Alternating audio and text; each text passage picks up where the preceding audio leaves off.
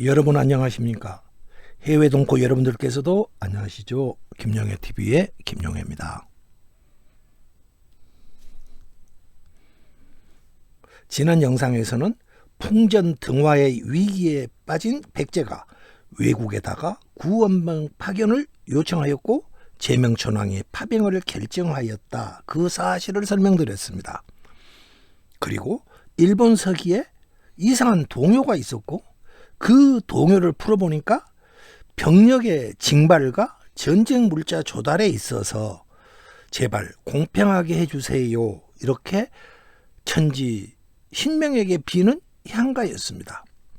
아스카의 아이들이 거위처럼 꽥꽥 큰 소리로 이 동요를 부르면서 돌아다녔던 것입니다.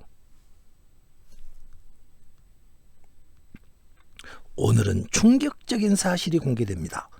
우리나라의 정사, 삼국사기에 태종 무열왕의 죽음에 대해 수수께끼의 기록이 있었습니다. 분명히 암살에 의해 죽은 것도 같은데 일본과 중국의 기록에서 서로 교차 검증할 수 있는 내용들이 남아있지 않아서 차마 믿을 수가 없는 내용이었습니다. 그런데 일본 만엽지 8번가를 새로 풀고 보니까 태종 무열왕이 암살되었다, 시해되었다, 외국의 군사들에 의해서 시해되었다, 이러한 내용이 기록되어 있었습니다. 놀라운 내용이 아닐 수가 없습니다. 김용해 TV는 향가로서 우리 역사의 진실을 추적하고자 하는 TV입니다. 많은 분들께서 후원을 주셨습니다. 김학수님 감사드립니다. 일본 통일일보에서도 후원금을 보내주셨습니다. 이선근 황인태님 감사드립니다. 유병환 이소영 구양서님 꾸준히 후원해 주신 데 대해서 감사 올립니다. 더욱 성실히 노력하도록 하겠습니다. 서기 661년 1월 6일이었습니다. 제명천왕이 백제 구원을 위해서 오사카에서 후쿠오카로 출발합니다. 배를 타고 바닷길로 나서게 됩니다.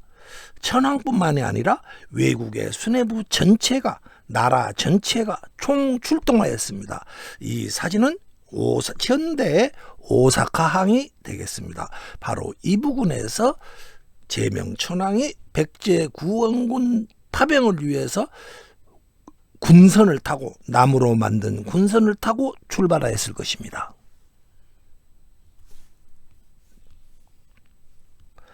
제명천왕은 지금의 오사카에서 배를 타고 후쿠오카로 나아갑니다. 이 사진 속에 오른쪽 아래 붉은 선 안이 천왕이 있었던 구원군 본영이 바로 여기에 설치됐습니다. 후쿠오카에 백제 구원군의 본영이 설치됩니다. 부산의 맞은편이 되겠습니다.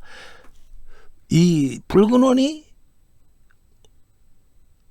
구원군의 본영이 되고 이 선이 제명천왕이 오사카에서 후쿠오카로 가게 된 항로가 될 것입니다. 서기 661년 1월 천황은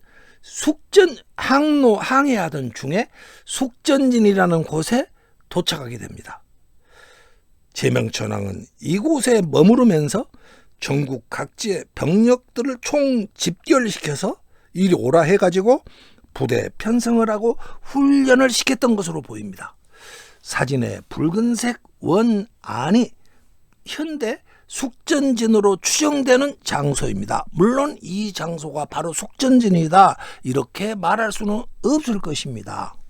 그러나 현재 일본의 연구자들은 이곳을 숙전진이 여기에 있었을 것이다 이렇게 추정하고 있습니다. 이때 제명천왕을 수행하던 한 여인이 있었습니다. 액존왕, 일본말로 하면 누카타 오킴이라는 한 여인이 제명천왕을 수행하고 있었습니다. 만엽집에 누카타 오킴이 액전왕이 지은 그녀의 작품이 13곡이 남아 있습니다. 제가 이 모든 작품을 다 풀어보았습니다. 그러자 작품을 풀면서 나타나는 많은 사실들이 있었습니다. 그녀를 바로 알 수 있게 된 것입니다. 그녀는 한반도를 능란하게 구사하였고 향가의 최고급 가인이었습니다. 이 사진은 누카타 오키미 액전왕이라는 여인을 관광 상품으로 만든 상품입니다. 여러분께서도 일본에 가시면은 이런 사진을 보실 수가 있을 것입니다. 그녀의 신상은 누카타 오키미 액전왕의 신상은 수수께 기사에 있습니다. 그런데 한 가지 알 수가 있는 게 있습니다. 액전왕, 이 이름자 끝에 나와 있는 왕이라는 칭호는 진짜 왕이 아니고 외국에서 천황의 자녀급에 붙여주던 칭호였습니다. 높은 신분의 여인이었던 것입니다. 제명천황의 액전왕 누카타 오키미는 제명천황의 둘째 아들하고 연인관계였고 그 둘째 아들의 아이까지 가지고 있었던 여인이었습니다. 일본인들은 향가를 풀지 못하면서도 그녀에 대해서 대단히 아주 예쁜 여인이라고 추정하고 있습니다. 사실 일본인들은 누카타 오키미에 대해서 아는 게 별로 없습니다. 왜 그러냐? 문서가 기록이 남아있지 않거든요. 거의 없어요. 오로지 작품 13곡에 남아있는 것입니다. 그렇다면 우리는 작품 13곡에 의해서 그녀가 어떤 여인인지를 알아야 할 것입니다. 그런데 일본인들은 향가를 풀지 못하기 때문에 누카타 오키미라는 여인이 누구인지를 모르고 그러면서도 오로지 추정에 의해서 일본인들은 가장 사랑하는 고대 여인으로 바로 액전왕을 꼽습니다. 이 사진은 액전왕에 대한 유명한 상상도입니다. 바로 1월 14일 그러니까 정월 대보름이 1월 15일이니까 정월 대보름 하루 전이겠죠. 액전왕이 매서운 칼바람 부는 숙전진이라는 바닷가 항구에서 포구에서 신라의 왕을 제거해달라는 향가를 짓고 있었다는 것입니다. 이 사실은 바로 향가를 푸니까 나왔다는 겁니다. 향가를 풀지 못하니까 일본인들은 이 사실을 알 수가 없었던 것입니다.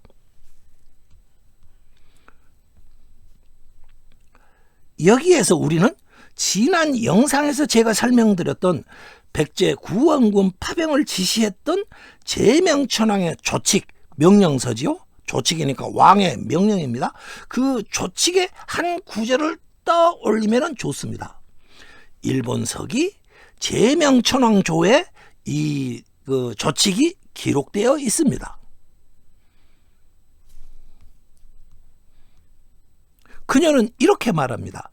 백제가 간절하게 구원을 요청해 왔다. 그 마음을 저버릴 수가 없다. 군대를 신라로 보내 그 우두머리 악인의 목을 자르도록 하라. 여기에서 신라로 보내라고 그럽니다. 백제 땅으로 보내는 게 아니고 신라로 보내서 그 우두머리 악인이 누구였습니까? 신라의 왕이겠죠. 신라의 왕의 목을 자르도록 하라. 이렇게 조칙에 써놨습니다. 명령서입니다. 지금으로 말하면은 그 최고 군 통수권자의 명령인 것입니다. 그 조칙, 그 명령서에 명확히 기록되어 있었습니다. 전기경애라는 한자가 바로 그것을 말하는 겁니다.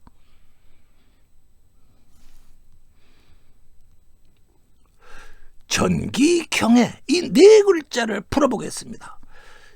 고래를 피해라, 이런 뜻으로 풀립니다.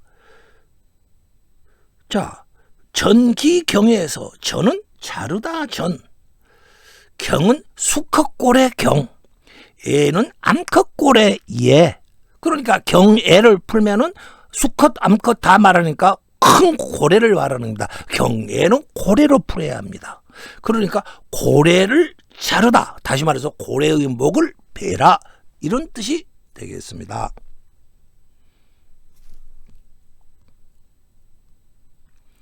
초칙의 네 글자 전기경에는 물고기 중에서 제일 거대한 고래, 그 고래의 목을 베라 이것입니다. 이것이 바로 조칙에서는 악인의 우두머리의 목을 자르라 이렇게 풀 수가 있는 것입니다. 제명천왕의 조칙은 악인 우두머리의 목을 자르라 이러한 명령이 하달된 것입니다. 제명천왕이 파병을 지시했던 조칙을 다시 한번 생각해 주십시오. 신라에 가서, 딴 데 백제로 가서가 아니고 신라에 가서 물고기 중에서 제일 거대한 물고기 고래의 목을 베라고 했습니다. 그 고래가 누구겠습니까? 고래, 즉 경애라는 두 글자는 당시에 신라의 왕, 신라 태종 무효랑을 가리키고 있었던 것입니다. 이 구절을 생각하시면서 숙전진이라는 나루터의 바닷가를 생각해 주십시오. 그날은 바로 서기 661년 1월 14일이었습니다. 신라와 당나라가 백제를 공격한 지 약 6개월이 지난 후였습니다.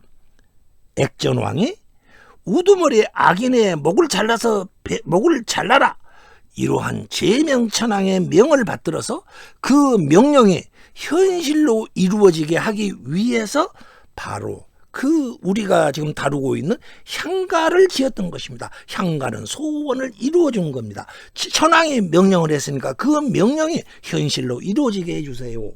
이러한 향가를 짓고 있었습니다. 그것이 바로 만엽집에 실려있는 8번가입니다. 이것이 바로 그 중요한 정말로 엄청난 역사적 비밀을 담고 있는 만엽집 8번가의 원문입니다. 모두 24글자에 불과한 향가였습니다.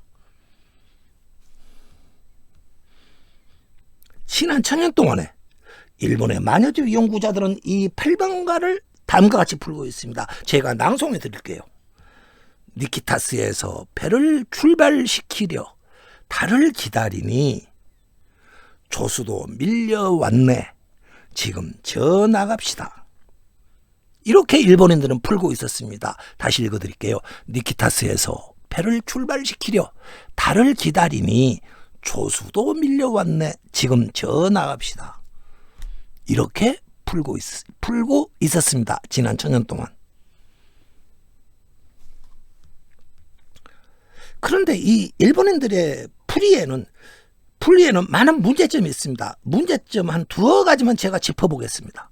당장 숙전진이라는 일본인들은 숙전진을 니키타스 이렇게 말하고 있습니다. 숙전진이라는 지명을 니키타스라는 지명을 순수하게 지명으로만 풀고 있다는 것입니다. 보시다시피 숙전진이라는 지명에 담긴 뜻을 생각하지 않고 있지 않습니까? 그저 니키타스 이렇게 말하고 있지 않습니까? 우리말로 하면 숙전진 이렇게 부르고 있지 않겠습니까? 예를 들어서 우리는 인천왕 또는 부산왕, 목포왕 이런 식으로 그냥 이름만 뜻은 생각하지 않고 발음만 생각하고 있다는 것입니다. 왜 이런가? 이들은 향가 제작법을 모르고 있었기 때문입니다. 여러분들은 이미 향가를 어느 정도 알고 계시기 때문에 이러한 이 일본인들의 풀이의 문제점을 간방에 아실 것입니다. 이 숙전진이라는 세 글자는 이 이름은 고유명사법으로 풀어야 하지 않겠습니까? 또 하나 문제점이 있습니다. 지금까지의 풀이에 따르면은 자 보십시오. 조수가 밀려왔네. 지금 너저 나갑시다. 이렇게 말하고 있어요.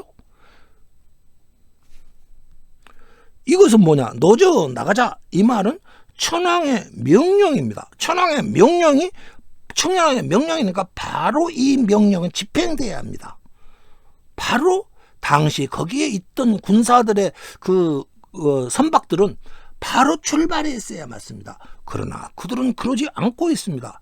그들이 실제로 오사카에 도착한 날은 이날로부터 무려 4개월 후입니다. 천황의 명령이 지켜지지 않고 있다라는 말이 되겠습니다.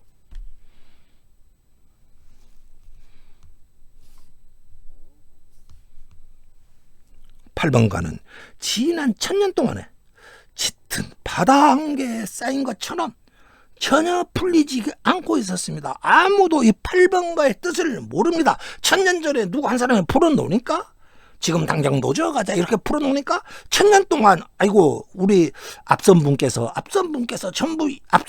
그렇게 풀어놓으셨으니까 한 걸음도 거기서 벗어나지 않고 다들 이렇게 풀고 있었던 것입니다.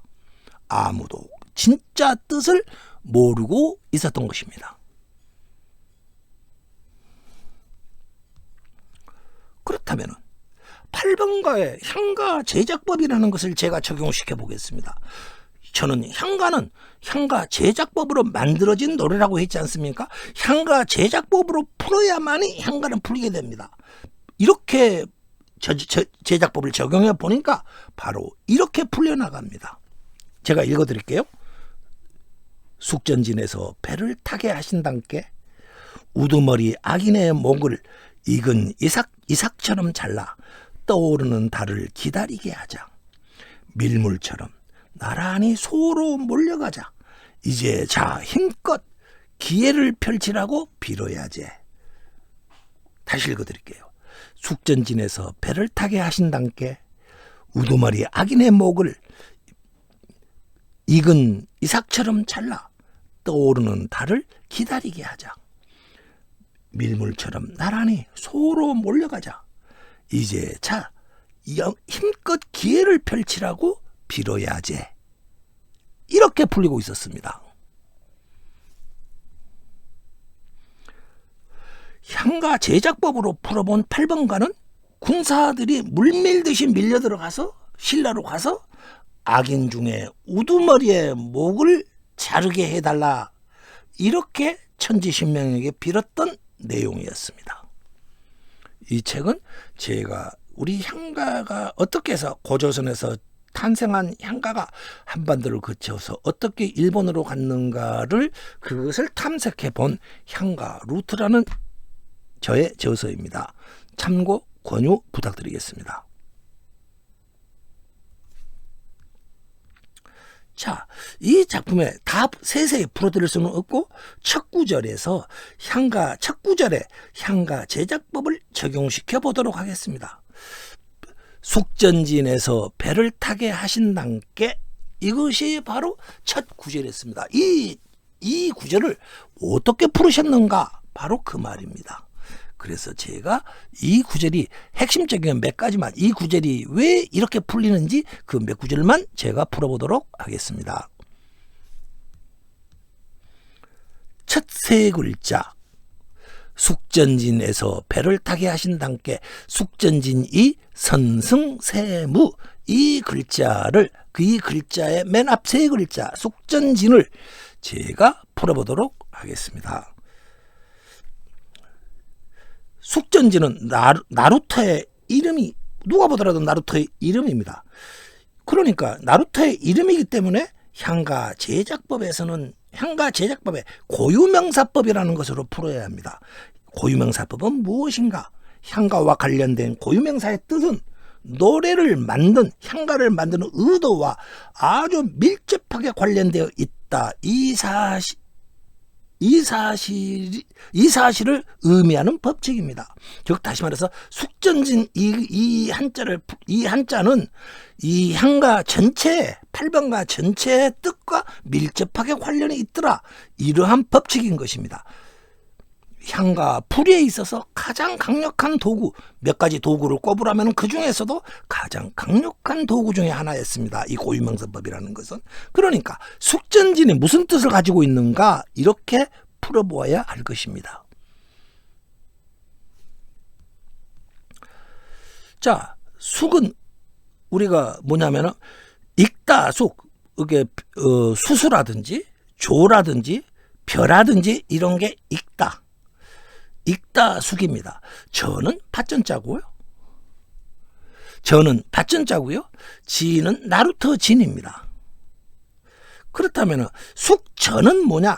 이삭이 잘 여문 밭을 말합니다. 가을이 되어서 또는 초여름에 이삭이 잘 여문 그런 밭을 말하는 것입니다. 그렇다면 이삭이 잘 여문 밭이라는 것은 무엇을 말씀하실 것인가? 여러분 제가 처용가를 풀 때 동경에서 말씀드렸죠. 동산같이 쌓인 시체더미, 동산 시체더미라고 제가 풀었습니다. 왜 그러냐? 그것은 동경은 이름이고 그 이름 속에는 바로 이러한 생각지도 못했던 뜻이 들어있었던 것입니다. 따라서 이 숙전진에도 생각지도 못했던 뜻이 들어있었습니다. 밭에 우리가 농민들에게 물어보면 너무도 잘합니다. 가을이 되어 밭에 농작물이 익으면 어떻게 하는가? 당연히 낫으로 이삭을 잘라야 했을 것입니다. 가을 밭에 가서 잘 익은 곡식의 이삭을 잘라내듯이 하라, 이런 뜻이 됩니다. 이 사진은 바로 수수, 가을에 수수가 익으니까 농부의 안악이 수수의 목을 잘라서 지금 수수의 목을 자르고 있습니다. 이렇게 익은 곡식의 목을 자르다, 이런 뜻이 되겠습니다.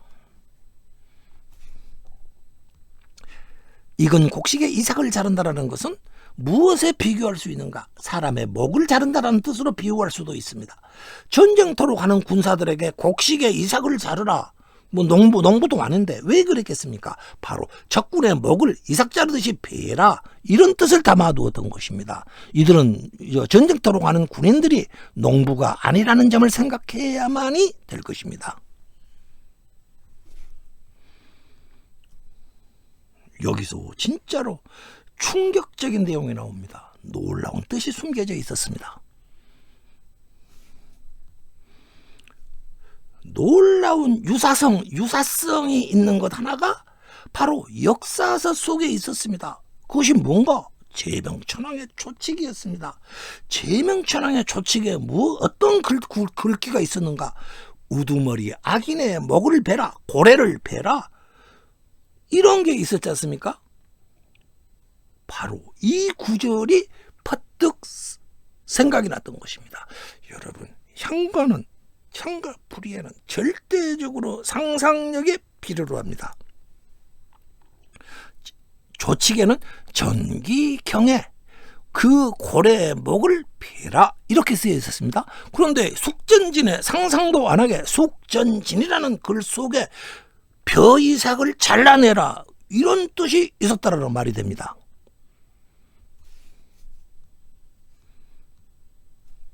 전쟁터에 가서 신라왕의 목을 잘라내자, 이 구절하고 8번가의 숙전, 익은 곡식의 목을 잘라내자, 아주 비슷합니다. 우두머리 악인의 목을 자르라는 제명천왕의 명령이 숙전진이라는 이름 속에 숨어 있었던 것입니다. 숙전진은 전쟁터로 나가는 외국 군사들에게 신라 왕의 목을 잘라내도록 해달라고 빌고 있던 구절이었습니다. 향가의 풀이에는 상상력이 필요합니다. 저에게 가장 향가를 풀면서 어려웠던 것이 무엇인가 묻는다면 저는 저의 상상력의 부족을 꼽습니다. 생각해 보십시오. 누가 동경을 동상 같은 시체더미라고 풀 것이며 숙전, 벼이삭을 신라왕의 목을 잘라내라는 숙전진의 뜻을 바로 신라왕의 목을 잘라내라, 이러한 뜻으로 상상할 수가 있겠습니다. 그래서 저는 저의 뒤를 이어서 향가를 연구하고자 하시는 분들께 권유드리고자 하는 게 있습니다.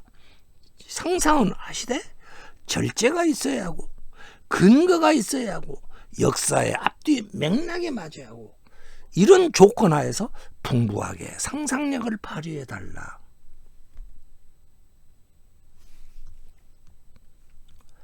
숙전진에서 그러면 진이라는 건 뭔가? 나루토 진 아니겠습니까? 향가시대 고대인들은 사람들이 죽으면은 그의 영혼이 나루에서 배를 타고 저승길을 간다고 믿었습니다.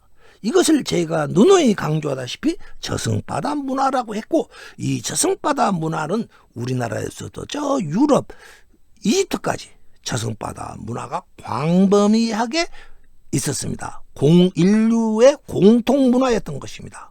숙전진이라는 것은, 이 숙전진이라는 나루토는 외국 군행에 목이 잘려서 죽게 될 태종 무열왕의 영혼이 저승에 가기 위해서 배를 타는 나루토의 이름이었던 것입니다.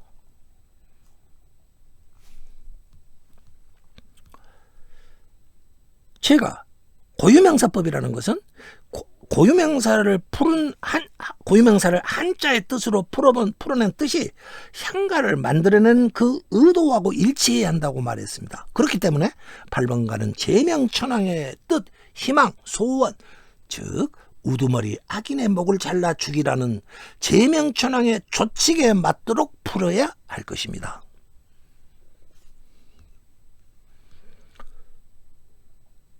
그러면은 첫 구절에서 맨 끝 글자는 무로 말하면 지금 무죠. 이 무입니다. 이것이 닭개라고 저는 풀었습니다. 우리말 닭개. 왜 이렇게 푸는가?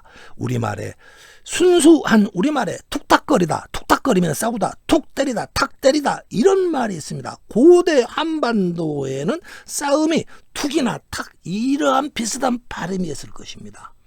그래서 이 무는 싸우다 탁 이렇게 풀어야 했습니다. 이것은 저의 의견이 아니고 우리 고대어 전문가이신 강낙중 선생님께서 저에게 조언해 주신 내용입니다. 작자 액전왕은 이로 보더라도 고대 한반도어를 완전히 알고 있던 여인이었습니다. 한반도어를 사용한 여인이었습니다.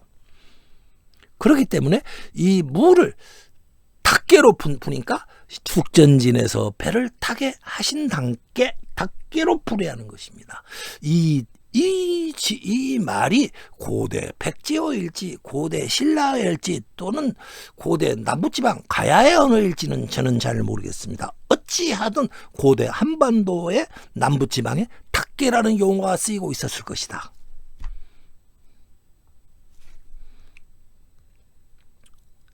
다음 구절에 등월대자라는 구절이 있습니다. 이 구절은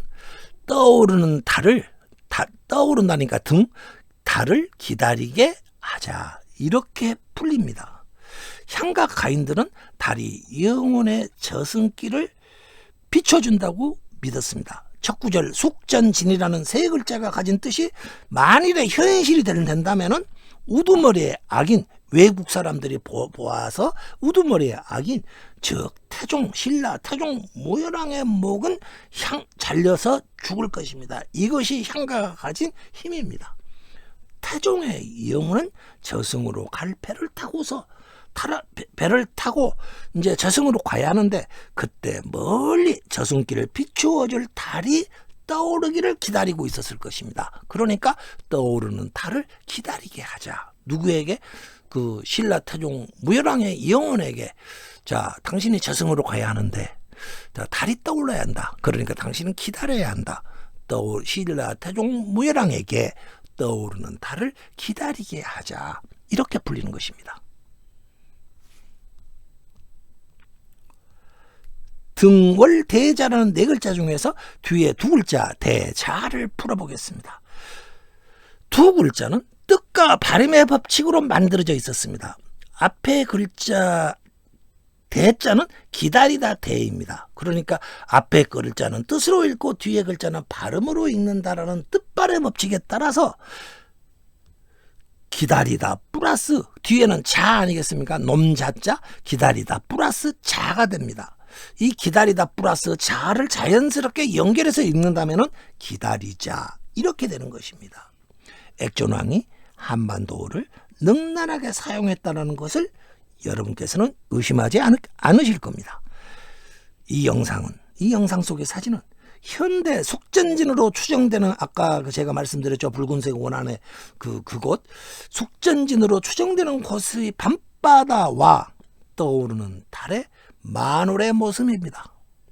서기 661년 1월 14일 제명천왕과 그녀를 수행했던 액전왕이 바라보았을 숙전진의 바다와 달이 바로 이랬을 것입니다.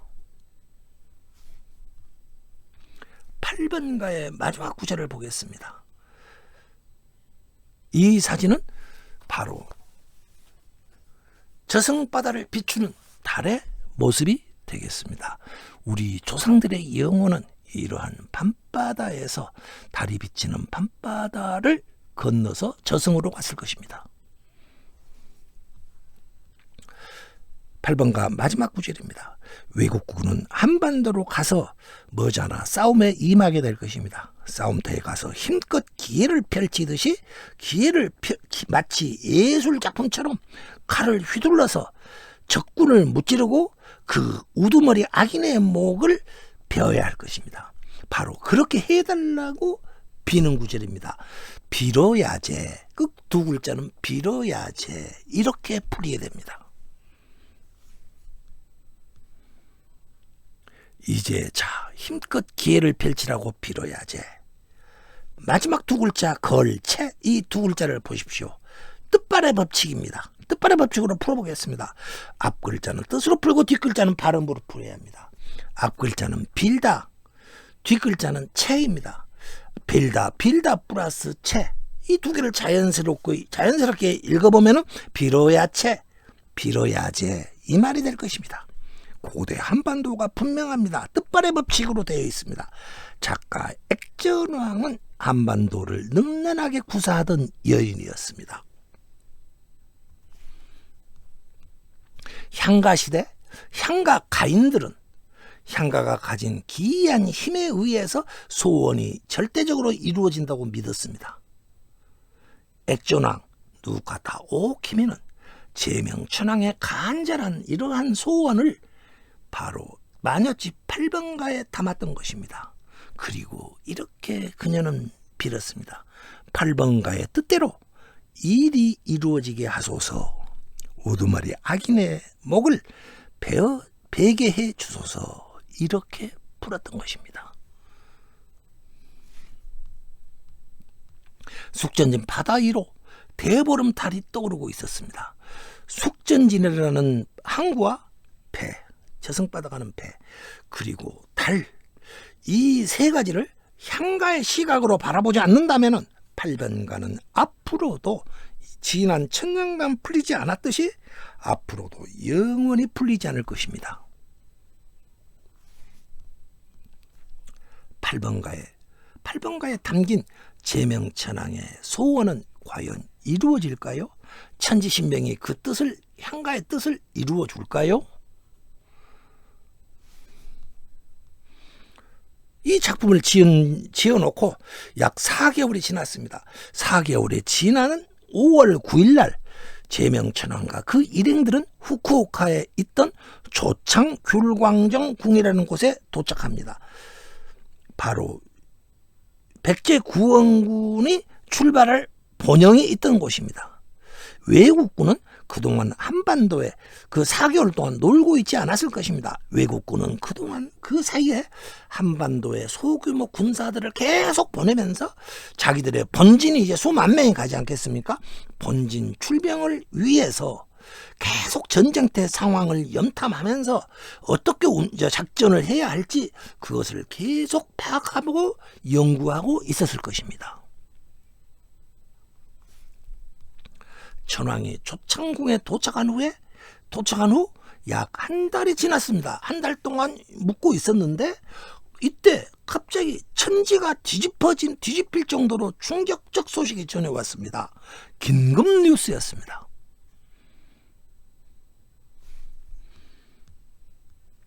신라 태종 무열왕이 661년 6월, 그러니까 5월에 도착했으니까 한 달 후 돌연 사망하였던 것입니다. 제명천왕이 우두머리 악인이라고 지목했던 고래, 제일 큰 고래 신라 태종 무열왕이 갑작스럽게 사망했던 것입니다. 외국 지휘부는 이 급보를 받고 얼마나 놀랐겠습니까? 기절할 듯이 놀랐을 것입니다. 그들은 8번가가 드디어 마녀집 8번가가 자신들의 제명천왕의 뜻을 이루어 주었다고 환호작약했을 것입니다. 도대체 이게 무슨 일일까요? 아니 이걸 믿을 수 있겠습니까? 이제 태종 무열왕 사망 기록을 검토해보지 않을래야 검토하지 않을 수가 있겠습니까, 여러분? 여러분 당장 아마 여러분들께서도 한번 태종 무열왕이 어떻게 죽었는지 기록이 남아있는가, 그 기록을 검토해 보시려고 할 것입니다. 이 사진은 태종 무열왕 무덤에 있었던 거북이와 저 비석인데 그 비석 몸체는 없습니다. 태종 무열왕의 기록이 있었습니다. 태종 무열왕의 죽음에 대한 기록이 남아 있었습니다. 바로 우리나라에서 쓴 김부식이가 쓴 정사 삼국사기에 기록되어 있었습니다. 바로 이 기록이 삼국사기, 정사 삼국사기 무열왕 동기에 나오는 기록입니다. 지금까지 남아있는 무열왕 죽음에 대한 유일한 기록입니다.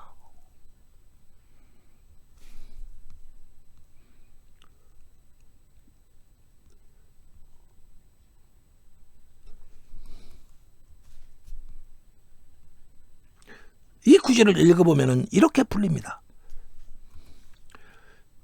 661년 6월 보십시오. 대관사라는 절에 우물물이 피가 되었고, 우물물이 정수지요. 피가 되었고 위혈 이렇게 물이 피가 되었다. 우물물이 피가 되었다. 그리고 금마군의 땅에 피가 흘러서 흐르는 피가 넓이가 5보였다. 왕이 죽었다. 이렇게 불립니다. 다시 보십시오. 661년 그 6월 달에 대관사라는 절에 그 우물물이 피가 되었다. 금마군 땅에 흐르는 피가 넓이는 5보였다. 왕이 죽었다. 왕훈 이렇게 있습니다. 왕이 죽었다. 이렇게 풀립니다. 이 지금 제가 푼 구절에 대해서는 아무도 이유를 제기하지 않습니다. 그냥 삼국사기 푸는 분들은 다 이렇게 풉니다.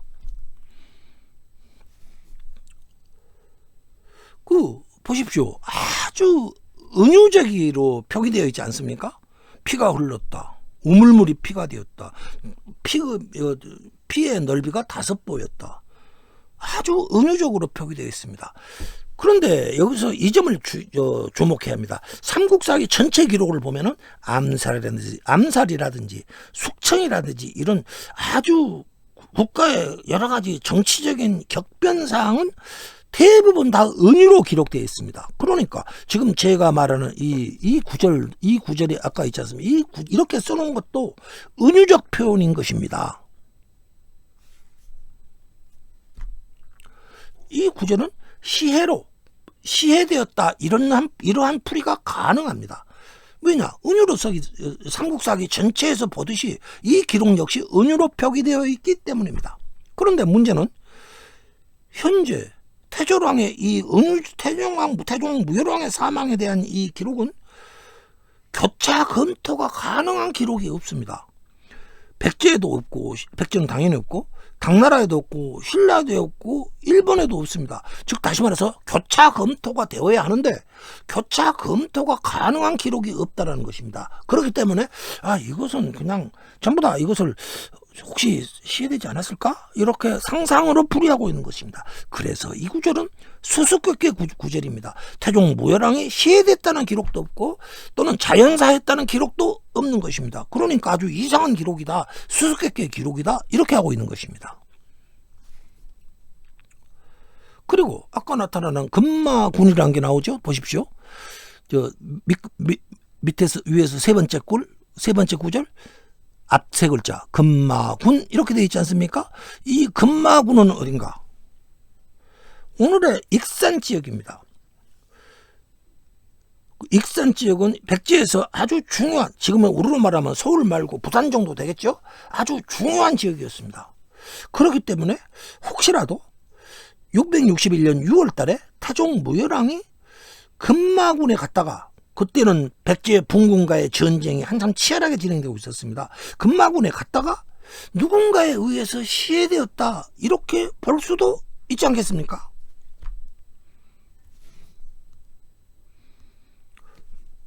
일본 서기 등 일본 측 기록에는 무열왕의 암살 또는 시해를 시사하는 기록이 전혀 없습니다.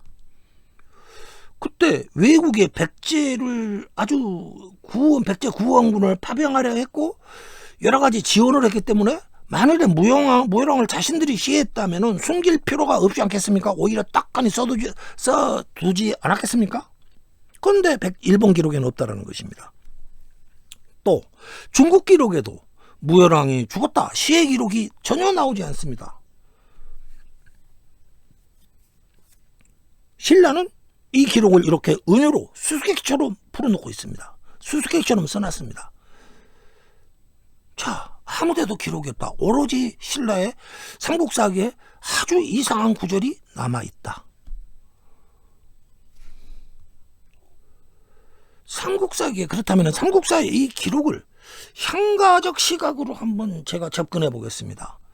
자, 한번 풀어볼게요.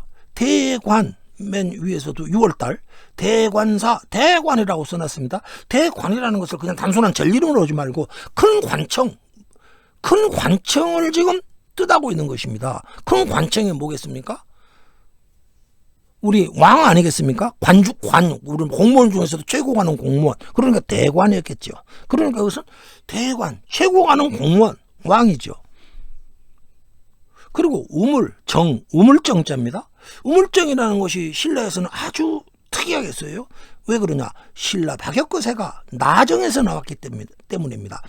우물이라는 것은 신라에서는 또는 고대인들은 왕을 상징하는 나라의 근원에 해당하는 뜻으로 쓰이고 있었습니다.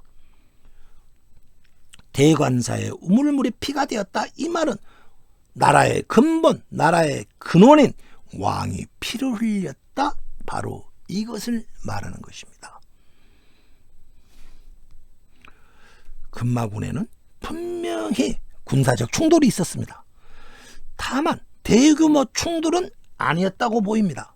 왜 그러냐? 넓이가 5보라고 했지 않습니까? 저 보십시오. 지류혈, 땅에 흐르는 피의 넓이가 5보였다. 딱 이렇게 되어 있습니다. 그러니까 뭐 수천 명, 수만 명이 붙은 싸움이 아닙니다. 5보라고 그랬습니다. 일본은 한 걸음은 한나라, 중국의 한나라 때의 계산에 의하면 이때는 당나라 때니까 당나라보다 조금 앞선 한나라 때의 척도, 자의 길이로 본다면 한 걸음은 그들은 132cm를 1보라고 했습니다. 그리고 5걸음에는 얼마냐? 66cm 크기입니다. 여기 66cm의 땅이 피가 흥건했다. 그러니까 이게 뭐겠습니까? 제 생각은 바로 무열왕을 수행하고 경호했던 경호 인력이 같이 살해되었다. 이렇게 저는 보고자 합니다.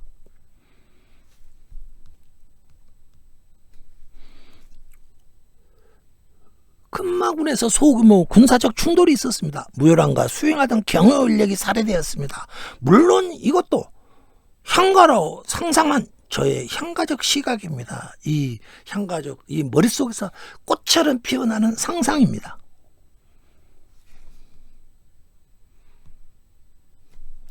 왕훈, 맨 끝 글자 2글자입니다. 보십시오. 맨 끝에 빨간 글자 왕훈. 왕훈이라는 글자는 왕이 죽었다, 이를 우리는 보통 사람은 사망했다 이런 식으로 쓰지만은 왕은 좀 더 높이 쳐서 왕훈, 죽다, 훈 이렇게 표기합니다.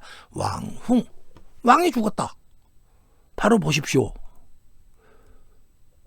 이 앞에 6월달에 대관사의 우물에 피가 되었고 금마군에 흐르는 땅에는 넓이가 5보였다 이렇게 써놨습니다. 그리고 바로 아래 왕훈 이렇게 딱 써놓은 것입니다. 왕이 죽었다. 그러니까 왕이 이러한 것으로 하고 왕이 이렇게 죽었다 이렇게 써놓은 구절로 보아야지 않겠습니까? 왕훈을 무열왕의 죽음을 무열왕이 죽었다 이 말입니다.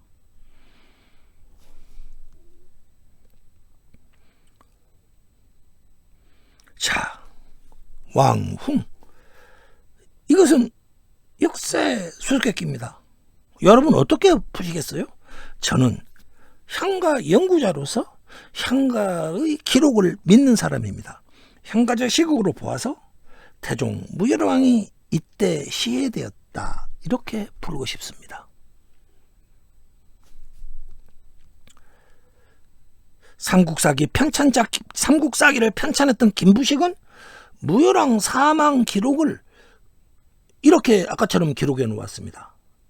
태종 무열왕이 시해되었다는 사실을 은유로 기록해 놓은 것입니다. 김부식이 알았을까요? 아마도 몰랐을 것입니다. 죽음의 세세한 내용은.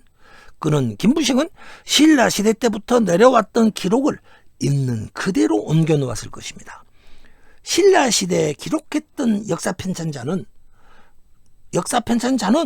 만일에 무열왕이 시해되지 않았다고 한다면은 이렇게 흉한 은유로 기록해 놓을 이유가 없을 것입니다.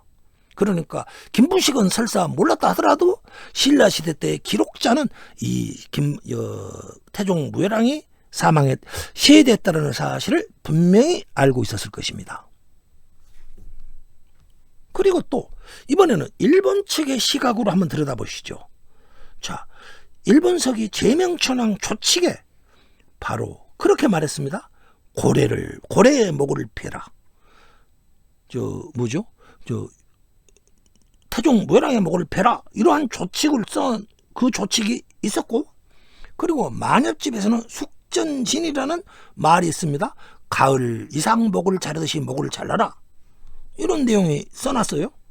그리고 이것은 있을 수 있어요. 그런데 문제는 8번가를 마녀집에다 딱 실어놓은 것입니다. 구태여 딱 수많은 작품이 있을 건데 이 작품을 골라서 마녀집에다 딱 실어놓았습니다. 왜 그랬을까요? 그들은 바로 제명천왕의 명령이 있었고, 제명천왕의 명령을 이행하게 할 향가를 지었는데, 어디에서? 숙전진에서 그 명령이 이행되었기 때문에, 그 향가의 뜻이 이루어졌기 때문에 바로 마녀집 8번가에 봐라, 이 향가가 이런 향가야 하면서 딱 실어놓은 것입니다. 일본인들은 제명천왕과 일본 수뇌부는 태종 무열왕이 시해되었다는 사실을 명확히 알고 있었을 것입니다. 결국 신라와 외국 두 나라 모두 태종 무열왕이 시해되었다는 사실을 알고 있었던 것입니다. 그러면서도 그들은 쉬쉬하고 있었습니다. 딴 데는 일체 기록이 없습니다. 왜 그러냐? 그래야 할 이유가 있었을 것입니다. 도대체 그 이유가 무엇일까요? 왜 일본과 신라는 태종 무열왕이 시해되었다는 사실을 노골적으로 평이한 문장으로 써놓지 않고 서로 그냥 감추듯이 서로가 은밀하게 써놓고 있었을까요? 이 사진은 태종 무열왕의 무덤입니다. 당나라와 신라와 외국 이 세 나라는 만일에 태종 무열왕이 외국 군사들에 의해서 시해되었다라는 사실이 공론화되고 이슈가 된다면은 파멸적인 관계로 빠지게 될 것입니다. 그때는 어떤 때였냐? 그때까지 아직 외국군이 본격적으로 백제에 파병되지 않고 있었을 때였습니다. 왜 그러냐? 661년 5월 달에야 비로소 제명천왕이 조창궁에 갔지 않습니까? 바로 그때 가가지고 막 출발 준비를 하고 있을 때였습니다. 바로 그때 태종 무열왕이 시해돼 버린 것입니다.